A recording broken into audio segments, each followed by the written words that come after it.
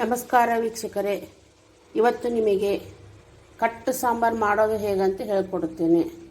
ಕಟ್ಟಂದರೆ ಕಡಲೆಬೇಳೆ ಕುದಿಸಿ ಅದರ ಮೇಲೆ ನೀರು ತೆಗೆದುಕೊಂಡಿರ್ತೀವಲ್ಲ, ಬೇಳೆ ಕುಚ್ಚಿದ್ದು ಹೋಳಿಗೆ ಮಾಡಲಿಕ್ಕೆ, ಆ ನೀರಿಂದು ಸಾಂಬಾರು ಮಾಡೋದು ಹೇಳಿಕೊಡುತ್ತೇನೆ. ಇದು ಕಡಲೆಬೇಳೆ ಕುದಿಸಿ ಮೇಲೆ ನೀರು ತೆಗೆದಿಟ್ಟುಕೊಂಡಿರೋದು. ಅದಕ್ಕೆ ಬೇಕಾಗುವ ಸಾಮಗ್ರಿಗಳು: ಖಾರದ ಪುಡಿ, ಅರಿಶಿಣ, ಉಪ್ಪು, ಹುಣಸೆಹಣ್ಣಿನ ನೀರು, ಕೊತ್ತಂಬರಿ ಸೊಪ್ಪು, ಇದು 4 ಕಾಳು ಮೆಣಸು, ಲವಂಗ 3, ಚಕ್ಕೆ 1 ಇಂಚು, ಕೊಬ್ಬರಿ, ಬೆಳ್ಳುಳ್ಳಿ, ಶುಂಠಿ ಮತ್ತು ಟೊಮಾಟೊ. ಇವಿಷ್ಟು ಕೊಬ್ಬರಿ, ಶುಂಠಿ, ಟೊಮಾಟೊ, ಕೊತ್ತಂಬರಿಯನ್ನು ಇವಿಷ್ಟು ಮಿಕ್ಸಿ ಜಾರಿನಲ್ಲಿ ಹಾಕಿ ಮಿಕ್ಸಿಯನ್ನು ಮಾಡಿಕೊಳ್ಳಬೇಕು. ನೋಡಿ, ಇದು ಮಿಕ್ಸಿಯಾಗಿದೆ. ಕಾಯಿ ತುರಿ, ಶುಂಠಿ, ಬೆಳ್ಳುಳ್ಳಿ, ಕೊತ್ತಂಬರಿ, ಟೊಮಾಟೊ ಎಲ್ಲ ಹಾಕಿ ಮಿಕ್ಸಿ ಮಾಡಿಕೊಂಡಿದ್ದೇನೆ. ನಂತರ ಇದು ಕಟ್ಟನ್ನು ಒಲೆ ಮೇಲೆ ಕುದಿಯಲಿಕ್ಕೆ ಇಡಬೇಕು. ಗ್ಯಾಸ್ ಹಚ್ಚಿಕೊಂಡು ಇದರಲ್ಲಿ ಒಂದು ಅರ್ಧ ಸ್ಪೂನ್ ಅರಿಶಿಣ ಪೌಡರ್,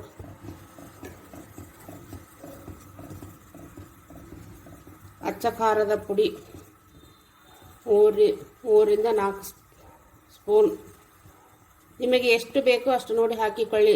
ಒಂದು ಸಾಂಬಾರಿನ ಮೇಲೆ ಡಿಪೆಂಡ್ ಆಗಿರುತ್ತದೆ. ನಂತರ ಈ ಹುಣಸೆ ಹಣ್ಣಿನ ರಸ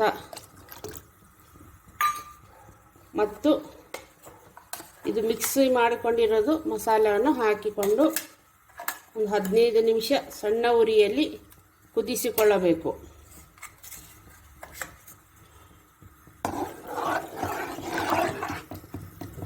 ಇದು ಕುದಿಯೋ ತನಕ ಒಗ್ಗರಣೆ ಹಾಕಲಿಕ್ಕೆ ಬೇರೆ ಮಸಾಲೆಯನ್ನು ರೆಡಿ ಮಾಡಿಕೊಳ್ಳಬೇಕು. ನೋಡಿ, ಈ ಥರ ಒಂದು 10 ನಿಮಿಷ ಸಾಂಬಾರು ಕುದೀತಿರಬೇಕು. ನಂತರ ಒಗ್ಗರಣೆಗೆ ಬೇಕಾಗುವ ಸಾಮಗ್ರಿಗಳು: ಇದು ಈರುಳ್ಳಿ ಸುಟ್ಟುಕೊಂಡಿರೋದು, ಬೆಳ್ಳುಳ್ಳಿ, ಕೊತ್ತಂಬರಿ ಮತ್ತು ಜೀರಿಗೆ ಪುಡಿ, ಇಷ್ಟು ಮಿಕ್ಸಿ ಮಾಡಬೇಕು.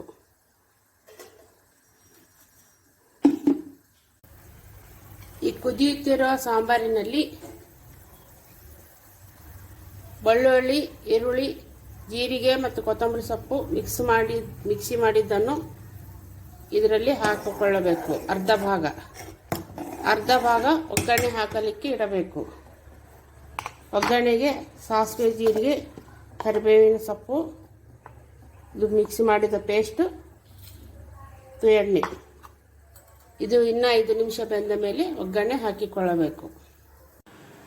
ಈಗ ಒಗ್ಗರಣೆಗೆ ಒಂದು ಪಾತ್ರೆಯನ್ನು ಇಟ್ಟು ಗ್ಯಾಸ್ ಆನ್ ಮಾಡಿ ಇದರಲ್ಲಿ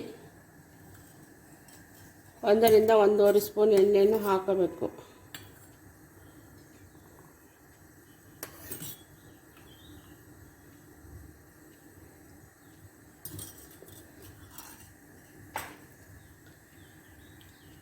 ಎಣ್ಣೆ ಬಿಸಿಯಾದ ನಂತರ ಒಗ್ಗರಣೆಗೆ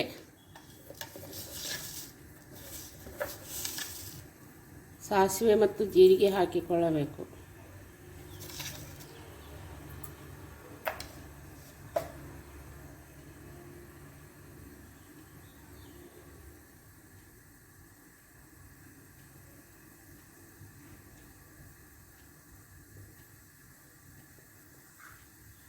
ಕರಿಬೇವಿನ ಸೊಪ್ಪು ಹಾಕಬೇಕು.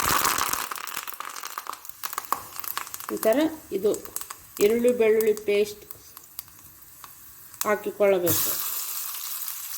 ಎಣ್ಣೆಯಲ್ಲಿ ಹಾಕಿ ಎಣ್ಣೆಯಲ್ಲಿ ಸ್ವಲ್ಪ ಹೊತ್ತು ಫ್ರೈ ಮಾಡಬೇಕು.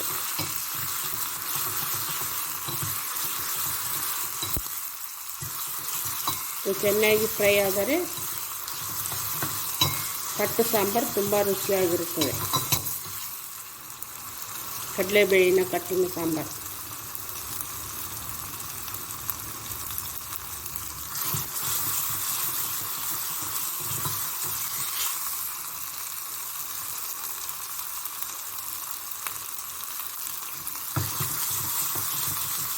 ಈಗ ತುಂಬ ಘಮ ಘಮ ವಾಸನೆ ಬರ್ತಾ ಇದೆ.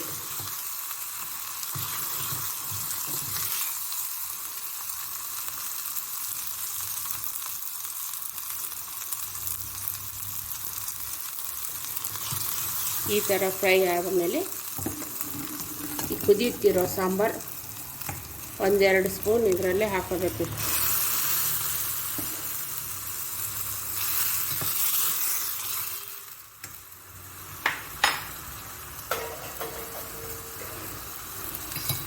ಇದು ಈ ಪಾತ್ರೆಯಲ್ಲಿ ಹಾಕಿಕೊಂಡು ರುಚಿಗೆ ತಕ್ಕಷ್ಟು ಉಪ್ಪು ಹಾಕಿಕೊಂಡು ಒಂದು 5 ನಿಮಿಷ ಬೇಯಿಸಿ ಗ್ಯಾಸ್ ಆಫ್ ಮಾಡಿದರೆ ಆಯಿತು. ರುಚಿಯಾದ ಕಡಲೆಬೇಳಿನ ಕಟ್ ಸಾಂಬಾರು ರೆಡಿಯಾಗಿದೆ. ಇದನ್ನು ನಿಮ್ಮ ಮನೆಯಲ್ಲಿ ಮಾಡಿ ರುಚಿ ಹೇಗಿದೆ ಅಂತ ಕಮೆಂಟ್ ಮಾಡಿ ತಿಳಿಸಿ. ಸಬ್ಸ್ಕ್ರೈಬ್ ಆಗಿ. Thank you.